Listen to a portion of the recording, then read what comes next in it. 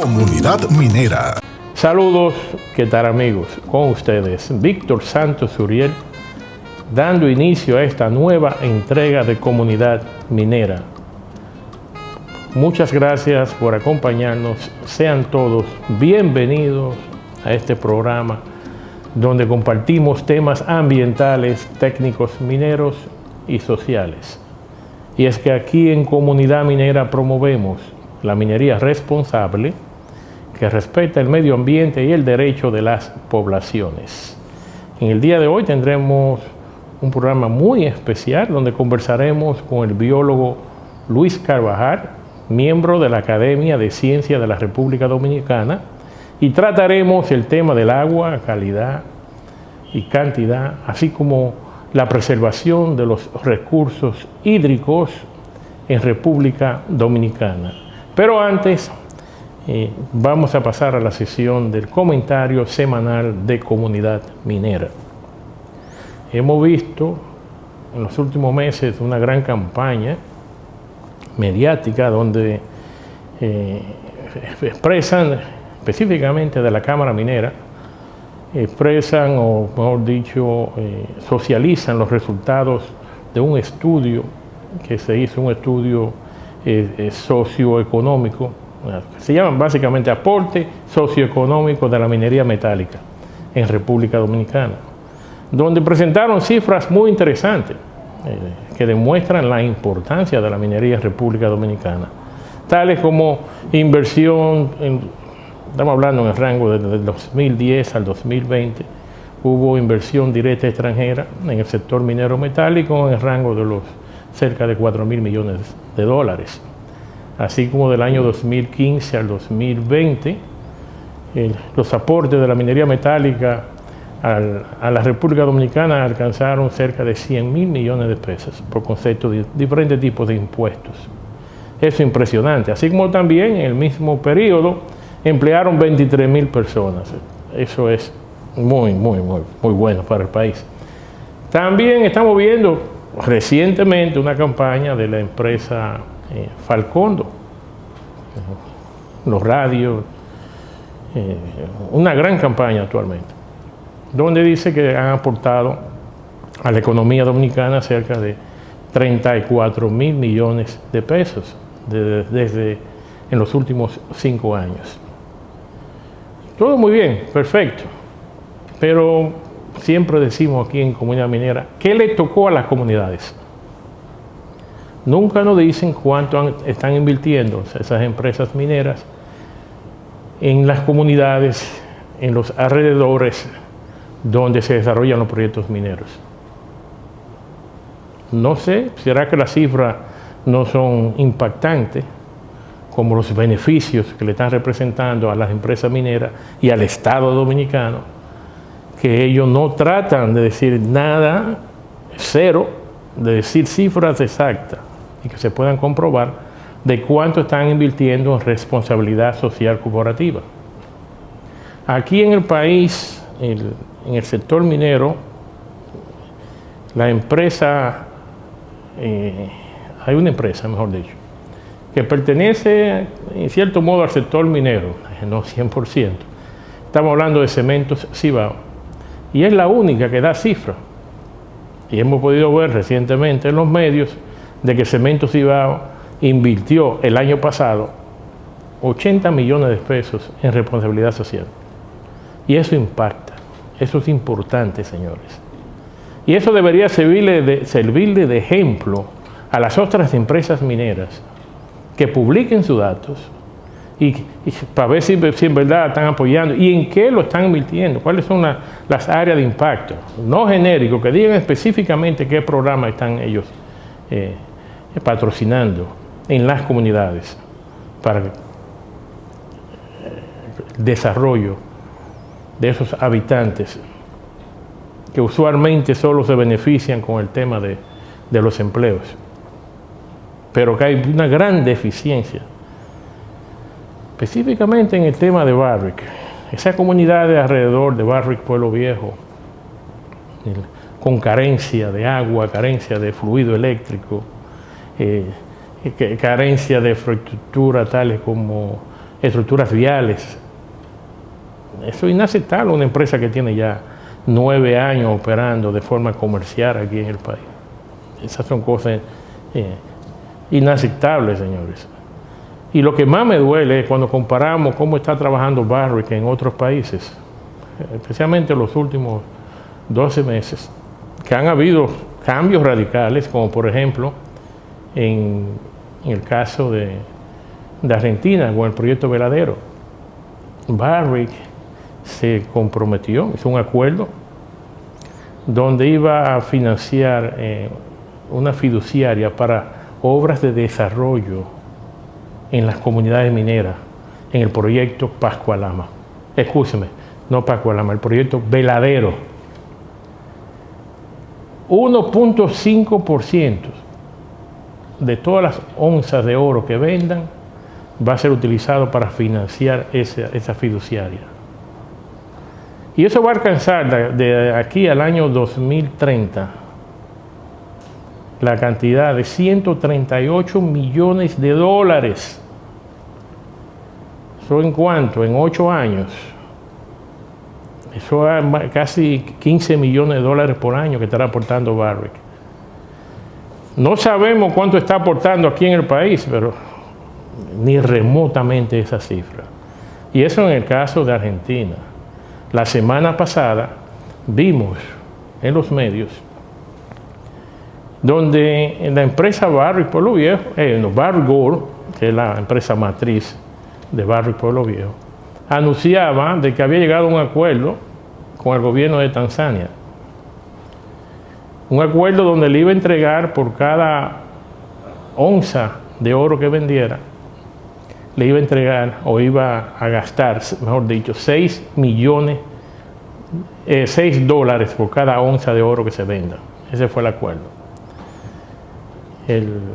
Eso es, si calculamos cuánto sería para los beneficios para las comunidades, ellos producen en 2 minas en Tanzania, el proyecto North Mara y el proyecto Villanulu, producen cerca de 500,000 onzas, o sea, cerca de $3 millones serían invertidos.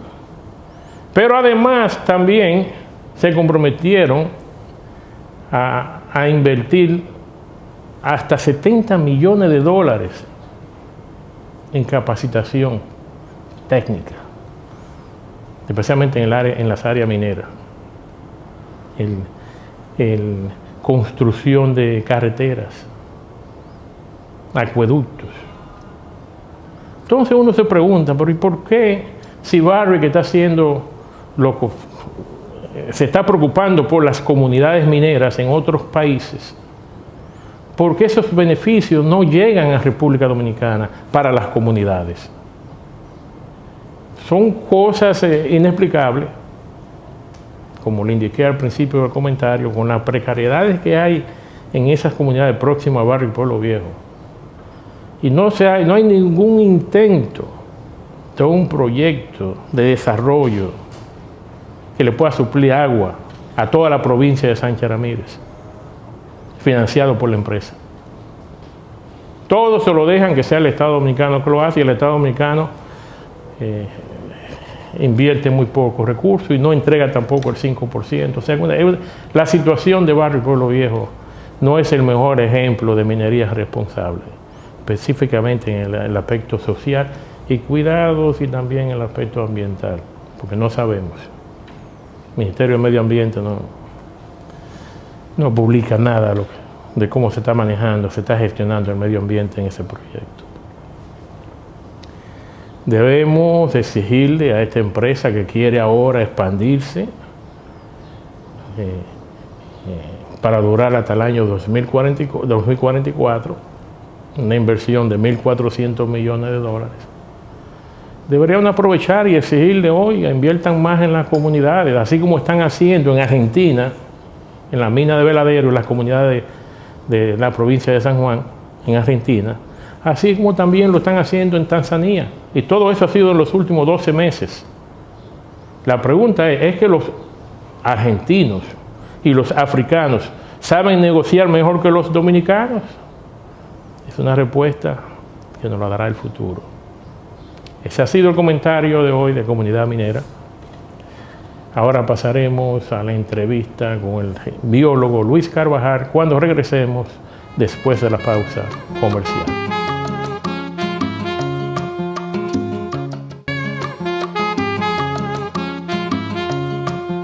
De regreso en Comunidad Minera, hoy conversaremos con el biólogo Luis Carvajal, miembro de la Academia de Ciencias de la República Dominicana. Luis, ¿cómo está? Gusto en verte nuevamente aquí en Comunidad Minera. Muy bien, feliz de estar en este espacio de nuevo y con la esperanza de ser más asiduo.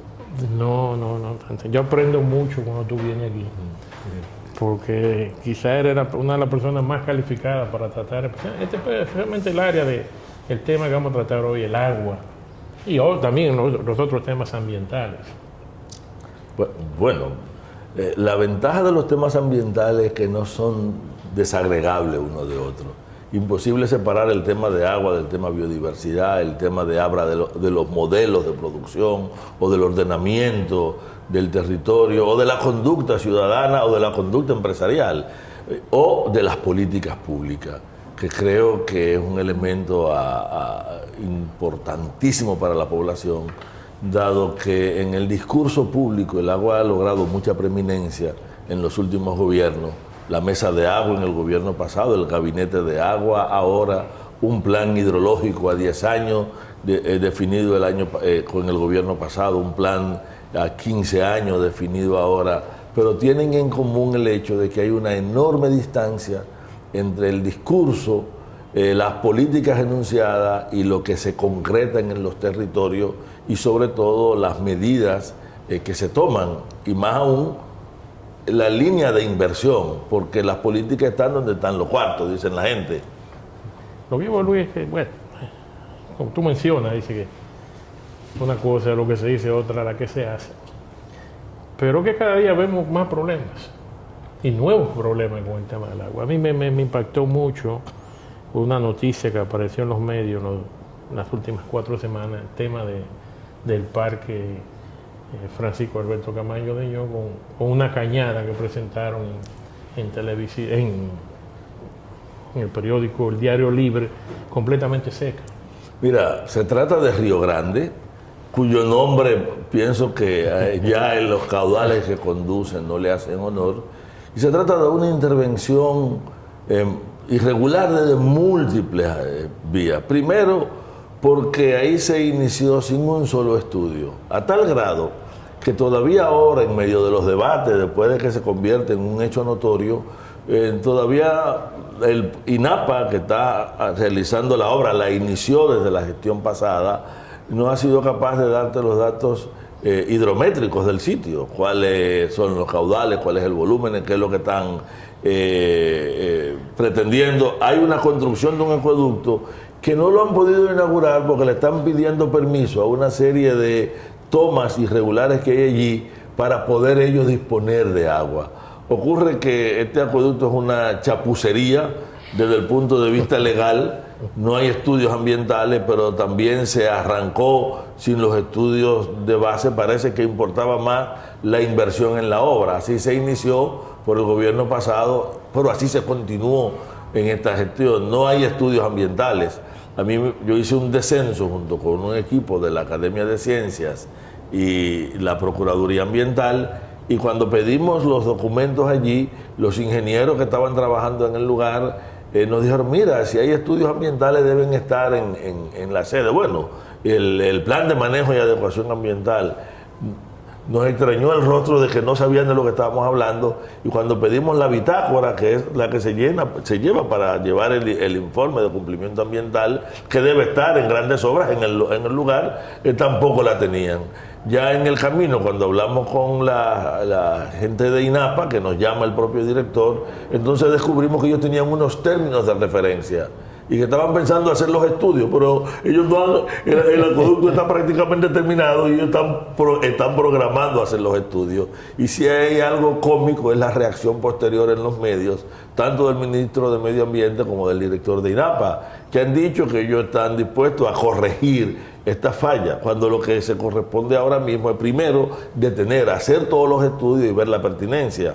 Por suerte y por cierto, 4 días después de nuestra visita y en medio del debate, una pequeña vaguada provocó un incremento de las escorrentías y sepultó, por ejemplo, todos los nidos de amarre de la tubería que está soterrada sobre el propio lecho de Río Grande, y además sepultó el lugar donde está la obra de toma. Y desde luego, cuando venga una tormentica, la primera que pase en la zona, esta obra será golpeada.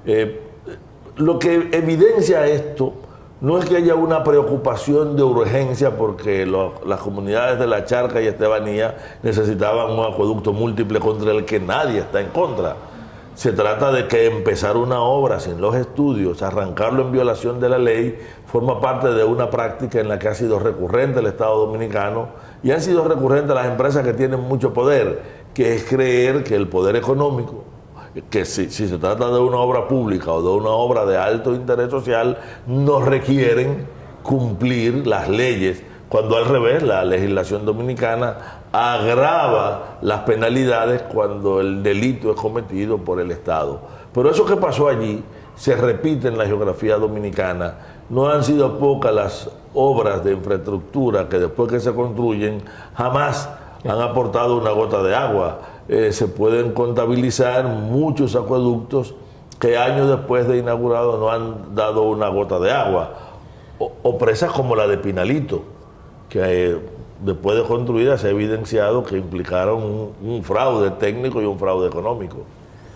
Luis, regresando al tema de Río Grande, desde el punto de vista social, o mejor dicho legal, la ley de medio ambiente permite que se extraiga agua de un parque nacional. No, sí y no. Mira, el objetivo de la mayoría de nuestros parques es proteger el agua que generan para su aprovechamiento. Por eso, hacer obras al interior del parque que puedan menoscabar la captación del agua va en contrasentido del objetivo del parque. Y ciertamente, la ley establece que no pueden realizarse.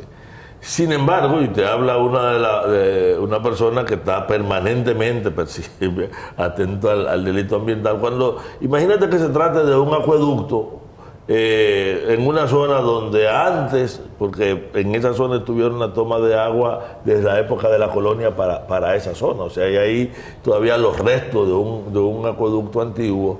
El problema es que si además de intervenir el parque no se hace con los cuidados ambientales, por ejemplo, para llegar al sitio donde está la obra de toma, prácticamente se eliminó todo el bosque de galería.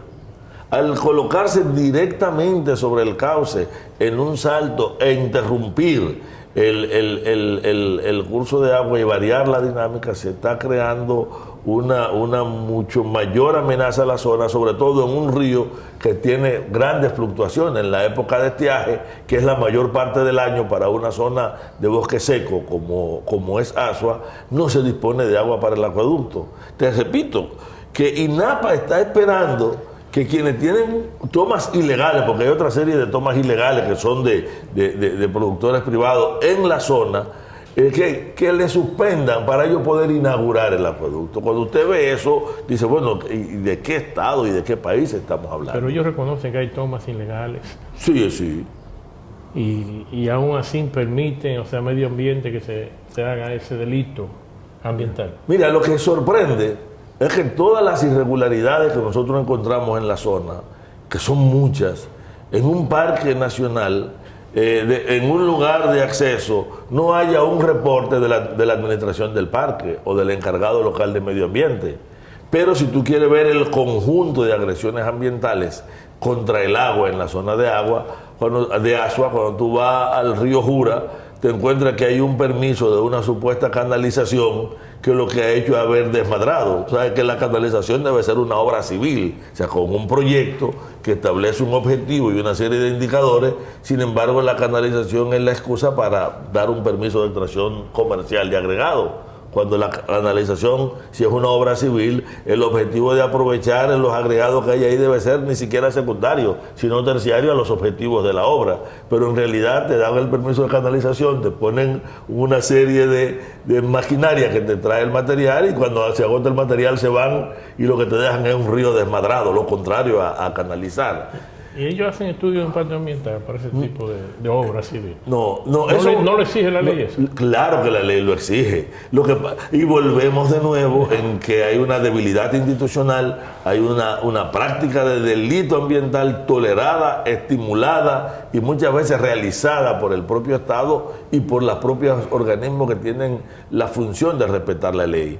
Y la gran amenaza de estas violaciones viene a ser el agua. Por eso, cuando hablamos de política de agua y discurso sobre agua, el discurso sobre agua tiene 6 componentes que podemos desagregar. Una es la preservación del recurso, que el ciclo hidrológico garantice que en cantidad, en calidad y en permanencia y en tiempo de este día dispongamos de agua. Por eso todas estas intervenciones alteran el ciclo hidrológico. Unas incrementan la torrencialidad, otras disminuyen la capacidad de captación, otras favorecen la evaporación, porque de estas tomas irregulares van la mayoría a unos reservorios o a una especie de lagunas y lagunetas artificiales que impliquen un incremento de la evaporación en una zona de altísima evaporación y estamos sacando el agua del ciclo. El segundo elemento es garantizar la estabilidad de los sistemas de cuenca para que la velocidad y los patrones de correntía del flujo permitan el aprovechamiento. Luego va sobre las obras de aprovechamiento, porque creo que es un elemento importante a discutir. Las obras de aprovechamiento deben garantizar, preservar las 2 primeras circunstancias, pero tienen que garantizar además que la relación inversión-impacto social del agua sea la mayor y la mejor posible. Tenemos, por ejemplo, ahora mismo 4 presas en curso, 2 de las cuales tienen muy fuerte cuestionamiento. Tenemos la presa de Boca de los Ríos en Santiago de Santiago Rodríguez, donde se unen los ríos Yaguajay y Guayubín, que está por debajo de la cota donde está la ciudad y por lo tanto esta presa debería bombear agua para el acueducto cuando pudo haberse tomado en altura y garantizar agua. Y le quita el agua a la ganadería en vez de aportarla. Por lo tanto, una obra de este tipo, que usted diría, oye, una presa, qué obra tan importante y necesaria, pero si en los elementos de diseño hay falla y volvemos de nuevo. Esta presa se arrancó sin los estudios básicos. El estudio de impacto ambiental se hizo después que estaba la obra aprobada y en curso por presión social. Y la gran discusión de ahora, la presa de las placetas. Antes de empezar la presa de la placeta, tenemos que interrumpir para irnos a una pausa y regresaremos en breve.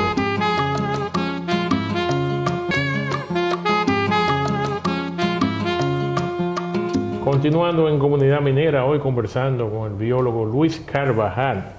Estamos tratando el tema del agua, disponibilidad y calidad, así como la preservación de los recursos hídricos en República Dominicana. Luis, tú estabas enumerando los diferentes factores. Terminaste en el número 3. Estoy en el 3 y en el 3 estábamos hablando de la pertinencia de las obras para aprovechar el agua, de los esquemas de aprovechamiento de agua, y hablábamos de las presas. Te mencionaba el caso de la presa de Boca de los Ríos en Santiago Rodríguez, pero creo que un caso emblemático y una discusión importante es la presa de las placetas. ¿Por qué? Porque no es el primer intento de una nueva presa en este contexto. Recordemos la discusión de Manabao, Bejucal, Taveras, y recordemos que este proyecto existía desde hace mucho tiempo. ¿Qué es lo nuevo? Lo nuevo es que de repente como parte del Pacto del Agua y en el gran plan hidrológico que anuncia el Estado Dominicano, incluye la presa de la Placeta, pero se arranca de manera desbocada a partir de unos datos hidrométricos inexistentes. Se parte de que el balance hídrico actual es el que existía hace 37 años. Y en los informes que se generan se incluyen datos de estaciones hidrométricas que hace decenas de años que no existen y se incluyen.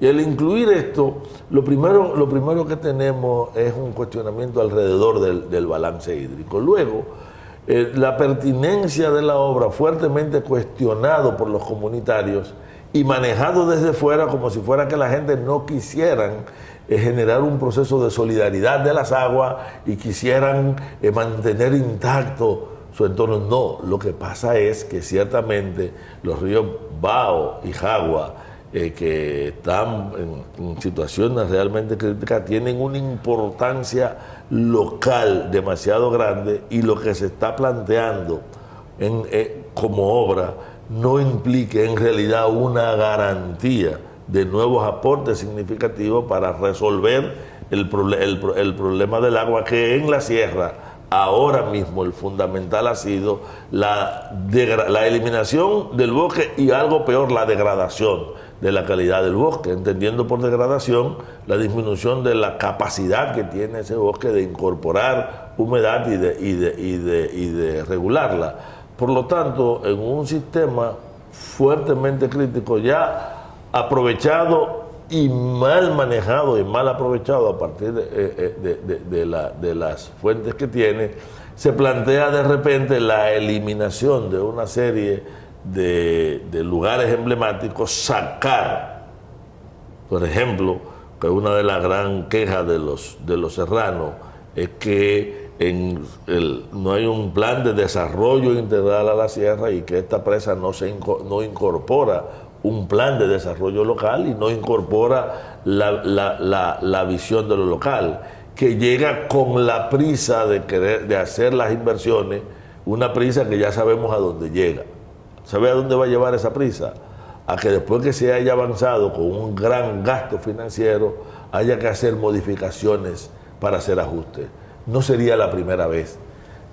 Poca gente se ha olvidado de una presa que cuando se inició fue criticada. Hablo de la presa de Pinalito porque el balance hídrico no estaba. Y una vez ya avanzada la obra, hubo que hacerle una adenda para incorporarle 1.2 metros para que se aproximara al balance. Y duplicaron el presupuesto. Sí, más que se duplicó. Más que se duplicó. Sí.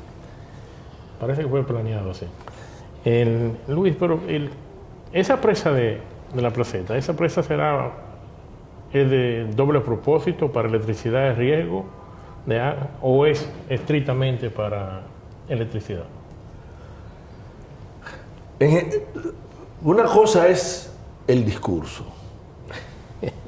y volvemos, y otra cosa es los elementos que estarían soportados en el diseño y que habría que explicar. Si ahora mismo tú te sientas con Rafael Salazar, el director de EGIT, él te va a decir que esa presa es para 20 propósitos. No, mira, esta presa es para reforestar la zona, esta presa es para controlar inundaciones, esta presa es para generar acueductos, esta presa va a generar tal cantidad de energía, pero cuando tú te vas a los elementos del diseño y a la alteración, tú descubres de repente que ella no va a incrementarte la disponibilidad de agua para los sistemas de agua potable de la zona. Oye, que en la sierra hay poco espacio para almacenar. O sea, exacto. Y no solamente poco espacio para almacenar, sino que tú estás sobre un río ya que está fuertemente represado. Estamos hablando de que el sistema Tavera-Bao ya implica una retención en altura. No solamente hay poco espacio para almacenar, es que los lugares de almacenaje entonces vuelven a colocarse con relación a las poblaciones serranas en puntos y cotas que evitaría darle servicio a la población serrana. Es parte de la situación que allí se ve. Pero volvemos de nuevo a que el gran debate es un debate que nos lleva igual al antiguo proyecto de Madrigal, que podrá cambiar de nombre 20 veces, pero vuelve sobre una misma fuente de agua, como si el balance hídrico actual fuera el balance de cuando se hizo los estudios, independientemente de cuestionamientos o defensas anteriores. 40 años atrás. Sí, 40 años atrás, pero se parte de repente, se toma el proyecto como si alguien simplemente hubiera guardado los papeles, como si tuviera tenido un equipo humano trabajando en su actualización. Y una cosa es que tú digas, nosotros vamos a estudiar esta posibilidad, y otra cosa es que lo anuncie con presupuesto, con un monto de inversión y arranque de manera inmediata. O sea, la prisa por hacer cosas suele ser muy mala consejera, sobre todo cuando se trata de grandes inversiones públicas, de un recurso tan sensible como el agua, y voy a seguir, que fíjate cómo hablamos de la racionalidad de la inversión en función del servicio social, pero vamos a seguir con el cuarto elemento fundamental a la hora de hablar del agua y de la política del agua. No es posible que tú crees obras para garantizar, obtener servicio del agua, si tú no tienes después una política de mantenimiento y de garantía de que el servicio llegue a través de los sistemas de disposición. Hablamos ahora de las redes de acueducto y del manejo del agua después que el agua se utiliza, de las aguas servidas, porque cada agua que entra en cualquier esquema de uso humano, por lo menos el 80% regresa como agua servida. Y lavar el agua es altamente costoso, pero no lavarla es más costoso todavía. Es decir, tratar el agua es muy costoso y es muy difícil.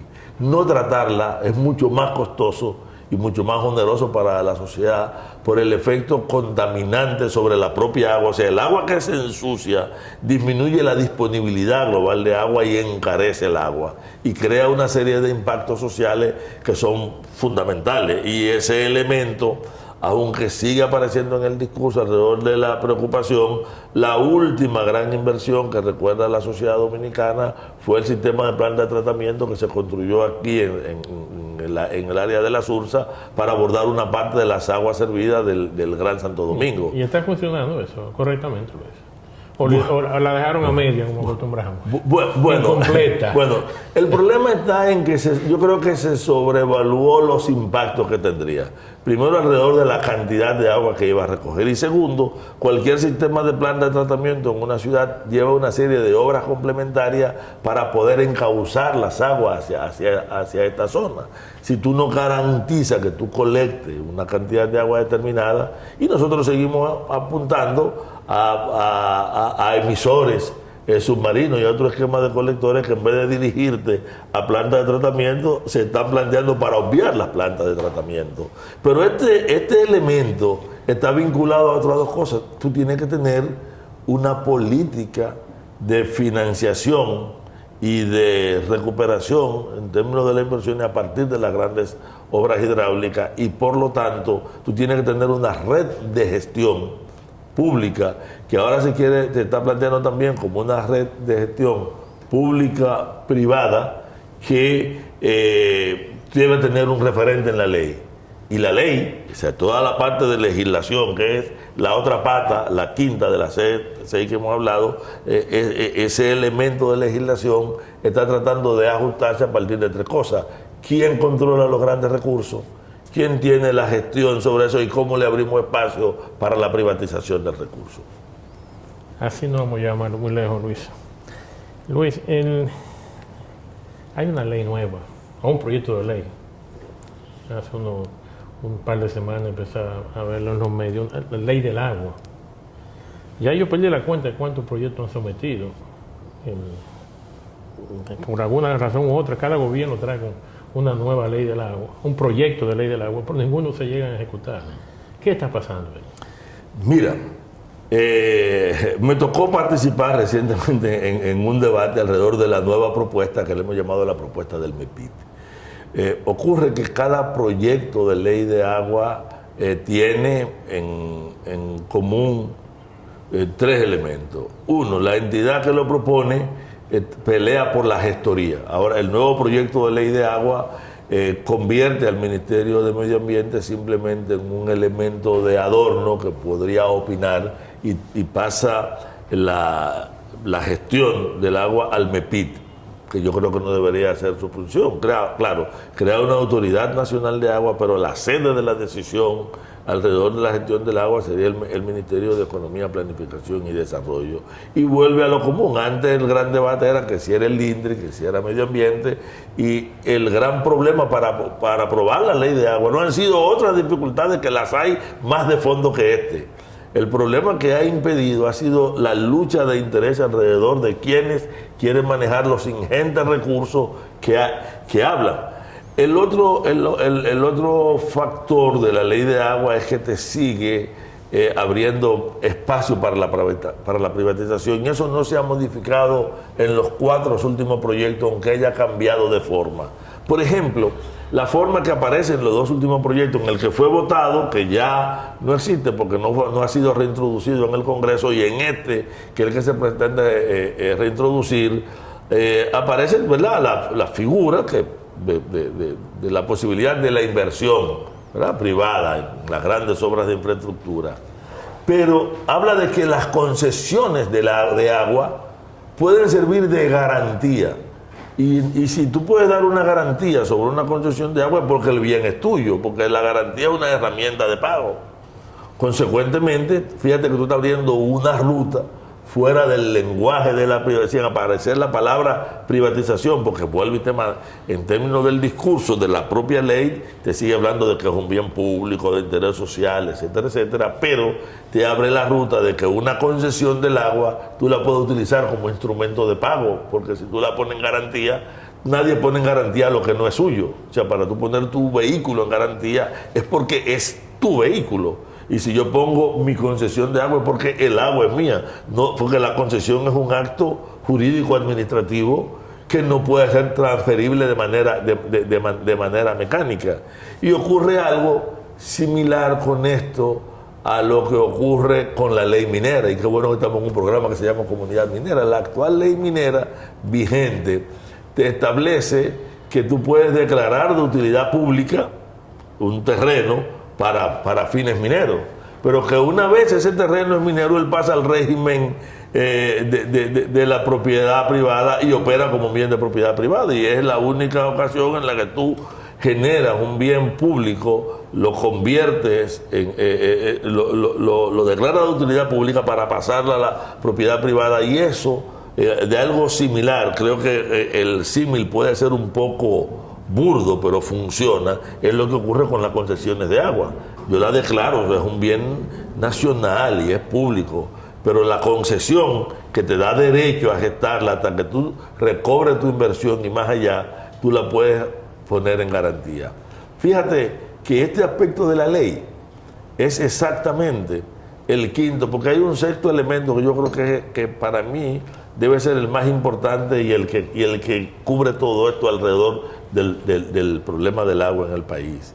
Y es la forma en que la sociedad, las comunidades, los grupos de interés, las empresas y todos los sectores que conforman la nación dominicana se interesan, se preocupan y participan en la gestión del agua, en la defensa del agua, en la protección del recurso. Pues, antes de continuar en el factor número 6, tenemos que irnos a una pausa y regresaremos en breve.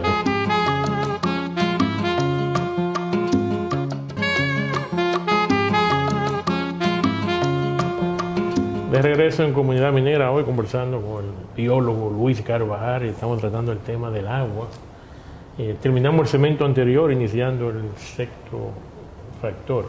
Sí, que es la participación social, comunitaria, pero la actividad también de todos los grupos de interés, o sea, porque cada individuo, cada persona tiene su interés en el agua, pero también lo tienen las empresas.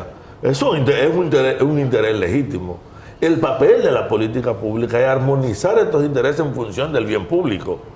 Y por eso el hecho de que cada vez más la defensa del agua esté movilizando grandes núcleos sociales, fíjate cómo las grandes movilizaciones en Cuance alrededor del problema de la presa de Cola o la gran discusión en San Juan en torno al problema de las operaciones de la Belfond, tienen como argumento fundamental el agua. Cómo ahora mismo en San Juan se ha organizado toda la comunidad alrededor del problema del agua, y de repente un elemento como un factor de ordenamiento, como dónde yo doy la concesión o qué tipo de manejo se le permite a una minera en un sitio, tiene que ver tanto con el agua que obligatoriamente las políticas públicas, si dan prioridad al agua, tienen que escalar esta situación de tal forma que la decisión de asignación de dónde hacer qué y cómo hacerlo se haga pertinente. En un país de fuerte vocación minera como el nuestro, dada la relación en todas partes que hay entre la minería, la demanda de agua, la capacidad de alterar la calidad de agua y de impactar sobre los ecosistemas, las políticas públicas están obligadas a esto. Y lo están obligados en áreas de desarrollo turístico. Por ejemplo, si hay un sector que tiene una alta demanda de agua, es el turismo. Y el turismo tiene además 3 capacidades vinculadas al agua. 1, impactar sobre las aguas costeras, en términos de la calidad y la posibilidad y cómo está. 2, de demandar agua de los sistemas. Y 3, de generar una relación entre esta agua que demanda y la calidad de nuestros acuíferos. En el este del país, el avance de la cuña salina, íntimamente relacionado con el nivel de demanda de los diversos campos de pozo, el patrón de ubicación física, o en lugares como el suroeste lejano, esta zona de Pedernales, donde ahora está surgiendo la promesa del turismo, tiene como principal escollo de dónde vamos a sacar el agua, qué vamos a hacer con el agua después que la utilicemos y de qué manera vamos a impactar en esa interfase de las aguas de la costa y de las aguas que vienen desde Luis, tierra. ¿tú has tenido la oportunidad de ver un estudio de impacto ambiental en Pedernales que soporte para sustentar el desarrollo turístico de esa región? Mira, hasta ahora se ha presentado no un estudio de impacto ambiental para el desarrollo de la región, sino estudios locales alrededor de diversos componentes. Incluso pienso que antes de todo esto, el primer estudio que debió haberse presentado al país era un estudio estratégico que analizara la capacidad de carga, porque sobre esa capacidad de carga se planifica la disponibilidad de los recursos que deben insumir ese desarrollo, o sea, del recurso agua y de otros componentes, porque lo que no está claro todavía es si disponemos en firme realmente de agua suficiente para el nivel de desarrollo turístico que se está anunciando. Esta pregunta por los promotores de esa inversión en Pedernales insisten de que tienen datos de que hay suficiente agua para sostener el turismo. Mira, ¿qué ocurre? Que una cosa es generar una información a raíz de un primer estudio de campo de pozo con la finalidad de convencer a la población, ojo, y de utilizarlo como estrategia de comunicación propagandística, y la otra es de disponer en firme de una serie de datos que te demuestren que a largo plazo, en cantidad y calidad y de manera continua, se dispondría de agua. No nos olvidemos que las aguas, tanto la superficial, que viene siendo Río Pedernales o Mulito, no hay otra, como la del acuífero subterráneo, están íntimamente vinculadas a la capacidad de captación que tiene la Sierra del Bauruco, el Bauruco occidental, y que esa zona del Bauruco occidental está no solamente fuertemente degradada y fuertemente impactada, sino que en la disminución de la circulación superficial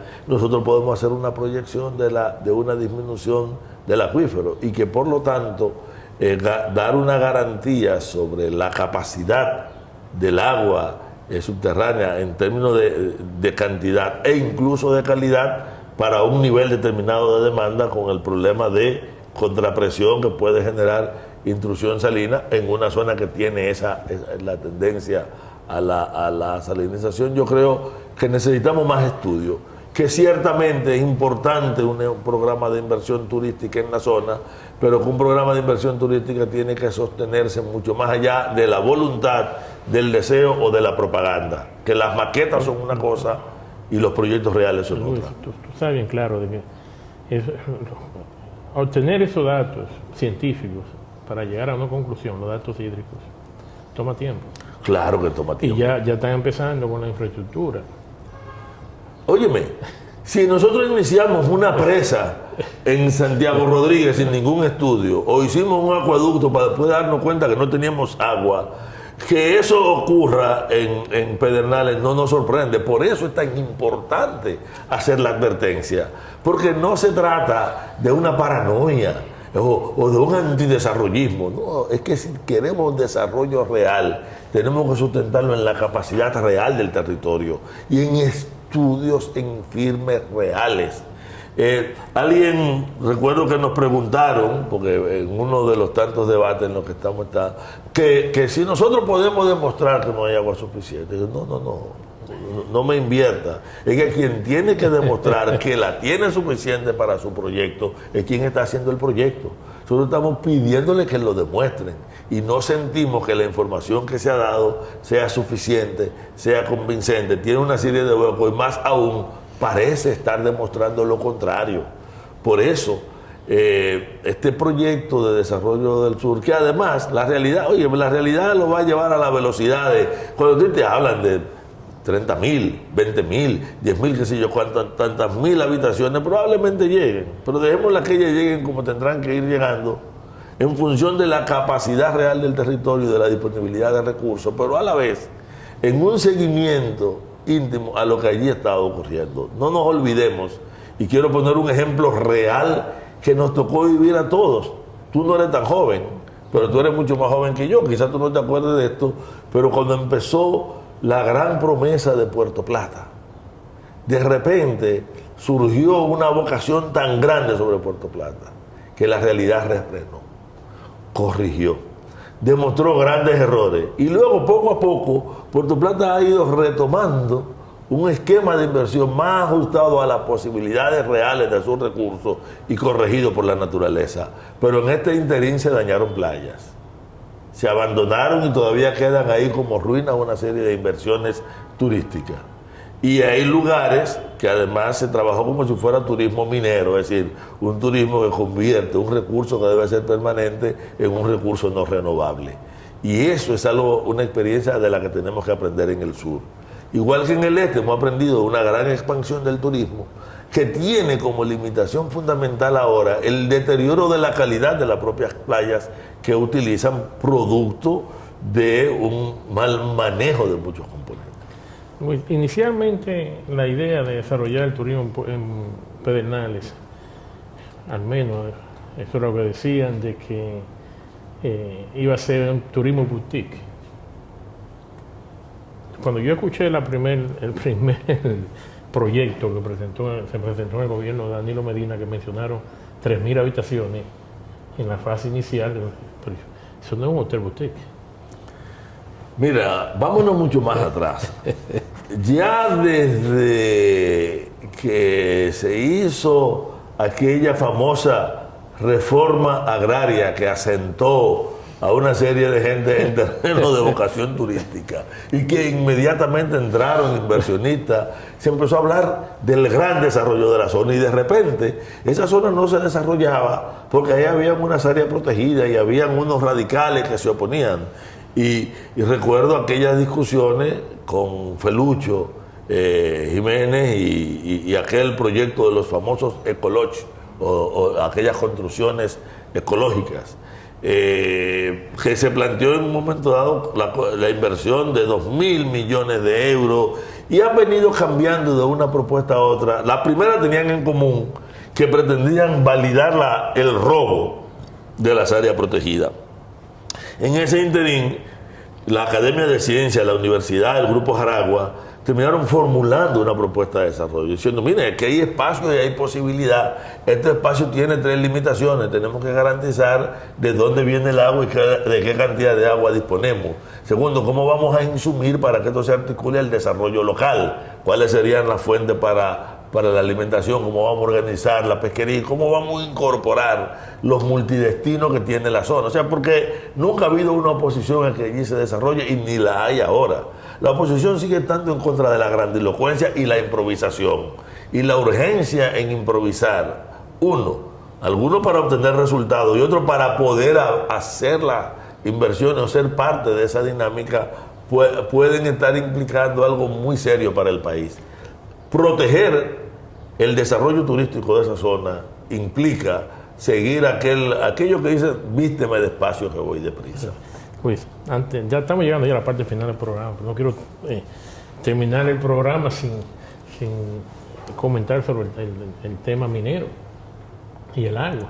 Así brevemente, esta semana vimos que hubo una especie de, le llaman vista pública, realizada por la empresa Barrick Pueblo Viejo, en la provincia de Sánchez Ramírez, que más bien no es una vista pública, sino más bien ha sido una reunión con los comunitarios para socializar los proyectos. Sí, una actividad de propaganda que incluso obvió la palabra presa de cola, aunque usó el término de nueva facilidad para los relaves, y en el cual la propaganda siguió teniendo 3 elementos que son preocupantes. Primero, mentir, seguir diciendo que una presa de cola es un elemento inocuo, que no tiene efecto negativo, que son rocas y material inerte. Eso es una mentira que no hay que... Señores, admitan lo que es y expliquen cuáles son las medidas extremas que van a tomar para garantizar la seguridad. 2, plantear además que esa obra es una obra de desarrollo local. O sea, una presa de cola es un basurero, no es una obra de desarrollo local. Y 3, la necesidad de que Barrick gaste más en la comunidad, en recuperar el medio ambiente y en verdaderas políticas de manejo ambiental que en políticas de propaganda. Ha sido reiterativo y común. Ahora, nosotros tenemos 3 situaciones de las que hay que hablar. Ya está la presión de Unigold, que quiere pasar a cambiar la categoría de explotación, y seguimos teniendo la presión de Goldquest. Vamos a tener que dejar eso para un próximo programa, porque ya llegamos a la parte final, ya en el minuto final. Nada más me queda agradecerte que haya venido a la Comunidad Minera. Queda pendiente volver al tema del agua y la minería para tu próxima conversación aquí en Comunidad Minera. Muchas gracias por venir a la Comunidad Minera a compartir tus conocimientos. También quiero agradecer a nuestra teleaudiencia que nos acompaña todas las semanas. Dios mediante, estaremos nuevamente con ustedes. Vayan con Dios.